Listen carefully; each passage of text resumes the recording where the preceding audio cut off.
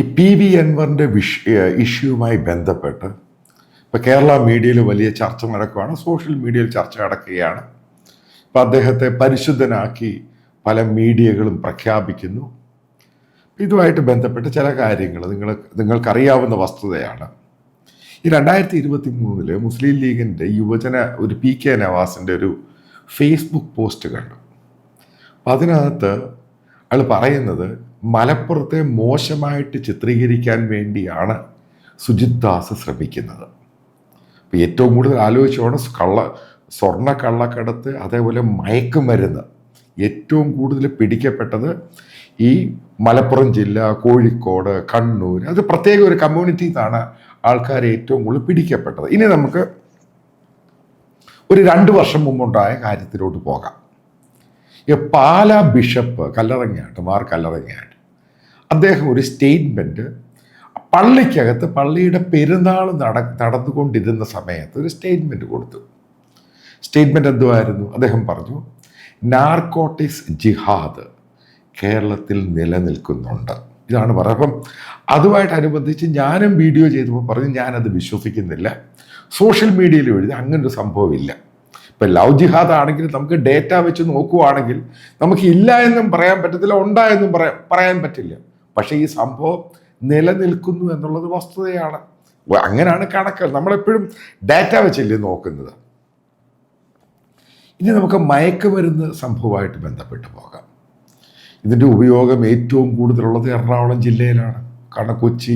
കാരണം movies, advertisement, marketing, youngsters, അതിൻ്റെ ഉപയോഗം അവിടെ തന്നെയാണ്. ഏറ്റവും സ്പ്യൂരിയസ് ആയിട്ട് വളരെ സീരിയസ് ആയിട്ട് ഹെൽത്ത് ഇഷ്യൂ ഉണ്ടാകുന്ന സംഭവങ്ങൾ തന്നെയാണ് ഈ MDMA എന്നൊക്കെ പറഞ്ഞ പല കാര്യങ്ങളും ആളുകൾ ഉപയോഗിക്കുന്നത്. അപ്പം ഇതിനെപ്പറ്റി ഗവൺമെൻറ് പലതലത്തിൽ നോക്കുമ്പോഴും ഇതിനെ തടയിടാൻ ഒരു പരിധി വരെയൊക്കെ നിർത്താനേ പറ്റുന്നുള്ളൂ, തടയിടാൻ പറ്റുന്നില്ല.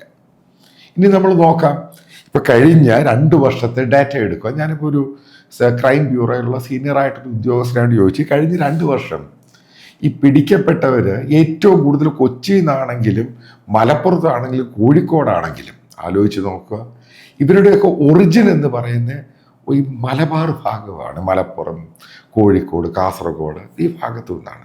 ഒരു പ്രത്യേക കമ്മ്യൂണിറ്റിയാണ്. കമ്മ്യൂണിറ്റിയുടെ പേര് ഞാൻ പറയുമ്പോൾ നിങ്ങൾക്ക് മനസ്സിലാകും. പിന്നെ ആ കമ്മ്യൂണിറ്റിക്കകത്ത് പറയുന്നുണ്ട് ഇത് ഹറാമാണ്, ഇത് ഉപയോഗിക്കരുത്, മദ്യം ഹറാമാണ്, ഇത് ഹറാമാണ്. അപ്പം ഡേറ്റ എടുത്ത് നോക്കുക, 74% ഈ പറയുന്ന മുസ്ലിം കമ്മ്യൂണിറ്റിയിൽ നിന്ന് തന്നെയാണ് ആളുകൾ ഈ മയക്കുമരുന്നുമായിട്ട് ബന്ധപ്പെട്ട് കാരിയേഴ്സ് ആയിട്ടുള്ളവർ. അപ്പം ബിഷപ്പ് പറഞ്ഞ സത്യമല്ലേ? അപ്പം ഈ ബിഷപ്പിനെതിരെ കുറവിലങ്ങാട് ഒരു കോടതിയിൽ കേസെടുക്കുന്നു, പോലീസ് സ്റ്റേഷനിൽ കേസെടുക്കുന്നു, ആ കേസ് നിൽക്കുകയാണ്. അപ്പം ഡാറ്റ എന്തോ കാണിക്കുന്നത് ഒരു പ്രത്യേക കമ്മ്യൂണിറ്റിയിലുള്ളവരാണ് ഇതിൽ ഏറ്റവും കൂടുതൽ ചെയ്തത്. ഡെലിബറേറ്റ് അറ്റംപ്റ്റ് ആണ്.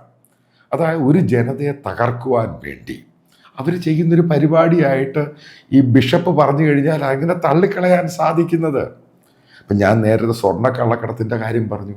അപ്പം മയക്കുമരുന്നും ഈ കമ്മ്യൂണിറ്റിക്കകത്താണ് ഏറ്റവും കൂടുതൽ കാരിയേഴ്സ്, ഇത് വിൽപ്പനയും ട്രേഡിങ്ങും എല്ലാം നടക്കുന്നത്. ഉറപ്പായിട്ടും ഒരു ഇൻ്റർനാഷണൽ റോള് തന്നെയാണ്.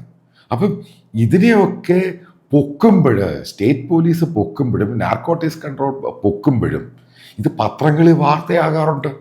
ഇതിൻ്റെ പേരിൽ ഇവർക്ക് അപഹേളനമാണ്, അവരുടെ മലപ്പുറത്തിൻ്റെ ഖ്യാതി നഷ്ടപ്പെടുന്നു. ഇത് നിങ്ങൾ ആൻറ്റി നാഷണൽ ഇല്ലീഗലായിട്ടുള്ള കാര്യങ്ങൾ ചെയ്യുമ്പോഴല്ലേ ഇത് പിടിക്കുന്നത്, മറ്റുള്ളവർക്കൊന്നും പ്രശ്നമില്ല. ഇപ്പം ഇത്രയും അൻവറും ജലീലും കാരാട്ട് റസാഖും മുസ്ലിം ലീഗിൻ്റെ യുവജന വിഭാഗത്തിനൊക്കെ പ്രശ്നമുണ്ടാകാനുണ്ടായ കാരണം എന്താ? ഇങ്ങനെയുള്ള സംഭവങ്ങൾ ആൻറ്റി സോഷ്യൽ എലമെൻറ്റ് ഇവിടുത്തെ ലോ എൻഫോഴ്സ്മെൻറ്റ് കയറി പിടിക്കുമ്പോഴാണ് ഇവർക്ക് പ്രശ്നം. ഇത് വെൽ കണക്റ്റഡ് ആണ്, ആ റൂട്ടാണ് ഇതിൻ്റെ പ്രശ്നം. ആ റൂട്ടിലെല്ലാം ചെന്ന് ചേരുന്ന ഇവരിലോട്ടാണ് ഇത് പോകുന്നത്. അപ്പം ഇവർക്ക് വേണ്ടി ഒരു വിഭാഗത്തെ ഉണ്ടാക്കണം. ഇപ്പം അൻവറും അവിടെയുള്ള പല നേതാക്കളും മുസ്ലിം ലീഗിൻ്റെ ജലീലും മറ്റുള്ളവരെല്ലാം ആ ശശീധരൻ എന്ന് പറഞ്ഞ ഓഫീസറാണ് അവിടുത്തെ SP-ക്കെതിരെ പ്രശ്നം ഉണ്ടാക്കുന്നത്. എന്ത് കാരണം? ഈ മരം മുറിയാവുന്ന ഇഷ്യൂ ഒരിക്കലുമല്ല. മരം മുറി അല്ല ഇവിടുത്തെ ഇഷ്യൂ. ഇവിടുത്തെ ഇഷ്യൂ ഇവരെ പിടിക്കാൻ പാടില്ല, ഇവർക്ക് ഈ കച്ചവടം നടത്താൻ കൊടുക്കണം. ഇതിനകത്ത് ഞാൻ ഒരു ട്രാൻസിഷൻ പോയിന്റ് പറയാം. ഇപ്പം ഈ നോട്ട് നിരോധനം നരേന്ദ്രമോദി കൊണ്ടുവന്നു കഴിഞ്ഞപ്പോൾ കേരളത്തിൽ ഏറ്റവും എഫക്റ്റഡ് ആയിട്ടുള്ളത് ആരായിരുന്നു?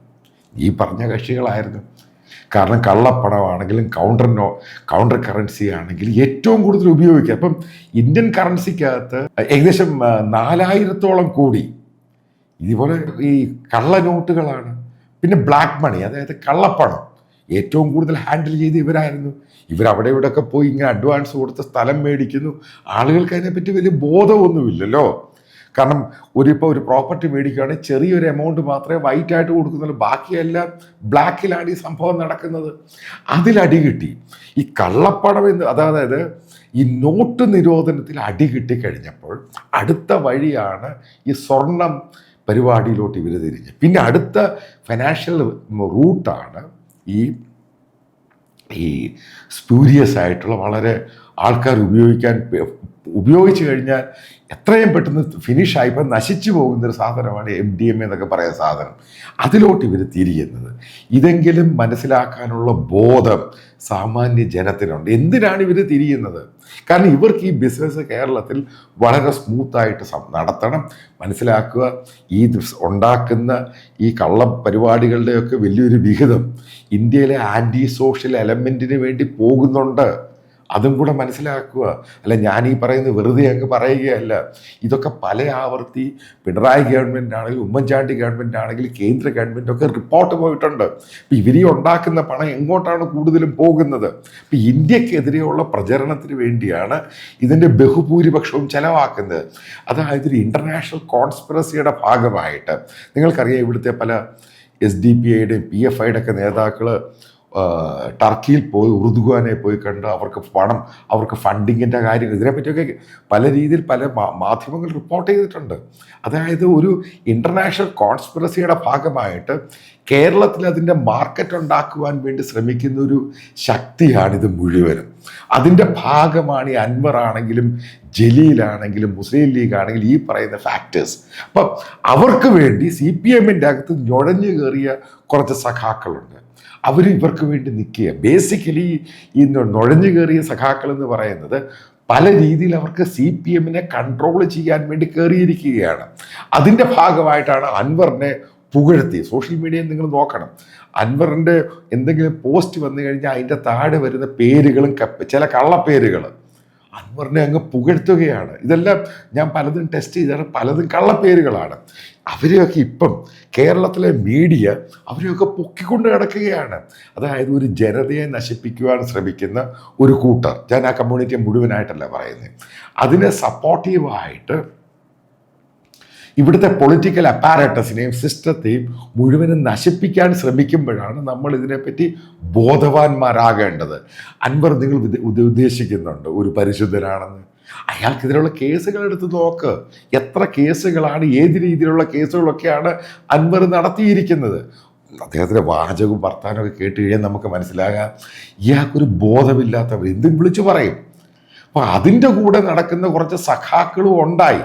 ഈ സഖാക്കൾ ഞാൻ ഈ പറയുന്ന കമ്മ്യൂണിറ്റിയിൽ നിന്ന് ഇതിനകത്ത് നുഴഞ്ഞു കയറിയവരാണ് ഈ പാർട്ടിക്കകത്ത്. അവരും ഈ കോൺഗ്രസിനകത്ത് മുസ്ലിം ലീഗിൻ്റെ ഒക്കെ സപ്പോർട്ട് കൊണ്ട് ഇപ്പോൾ അൻവറിനെ കേരളത്തിൽ ഒരു പരിശുദ്ധരാക്കി മാറ്റി. അൻവർ പറഞ്ഞ സ്റ്റേറ്റ്മെൻ്റാണ് തമാശം.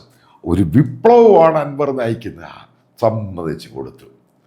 വിപ്ലവേ, ഒരു പക്ക വർഗീയവാദി, അയാൾ വിപ്ലവത്തെ പറ്റിയാണ് പറയുന്നത്. എന്ത് വിപ്ലവ? കേരളത്തെ നശിപ്പിക്കാനുള്ള വിപ്ലവമാണ് അൻവർ തുടങ്ങിയേക്കുന്നത്. അതിൻ്റെ ഭാഗമായിട്ട് കേരളത്തിലെ മീഡിയയും അവരുടെ കൂടെ പോകുന്നു.